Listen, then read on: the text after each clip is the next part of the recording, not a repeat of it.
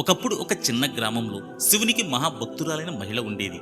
ప్రతిరోజు ఆమె శివలింగం వద్ద పూజలు చేసి పుష్పాలు సమర్పించి ధూపదీప నైవేద్యాలతో శివుణ్ణి పూజించేది. ఒకరోజు రాత్రి మహిళ నిద్రలో ఉండగా శివుడు ఆమెకు కలలో కనిపించి, రేపు నేను మీ ఇంటికి వస్తాను అని చెప్పారు. ఆ మాట విన్న ఆమె ఆనందానికి అవధులు లేకుండా పోయింది. వెంటనే నిద్రలేచి శివుణ్ణి ఎలా స్వాగతించాలో ఆలోచించడం మొదలుపెట్టింది. మరుసటి రోజు ఉదయాన్నే లేచి ఇంటిని పూర్తిగా శుభ్రం చేసి శివుడి స్వాగతం కోసం ఒక అందమైన ఆసనాన్ని కూడా ఏర్పాటు చేసింది. ఎన్నో రకాల పిండి వంటలు, పండ్లు అన్నీ ఎంతో శ్రద్ధగా తయారు చేసి భగవంతుని రాక కోసం ఉత్సాహంగా తలుపు దగ్గర ఎదురుచూస్తుంది. అదే సమయంలో పూర్తిగా చిరిగిపోయిన దుస్తులతో ఒక భిక్షగాడు ఆమె ఇంటి ముందు నిల్చుని, అమ్మా, నాకు తినటానికి ఏదైనా ఇస్తారా అని కోరాడు. అయ్యో, శివుడు ఆతిథ్యానికి వచ్చే సమయమైంది.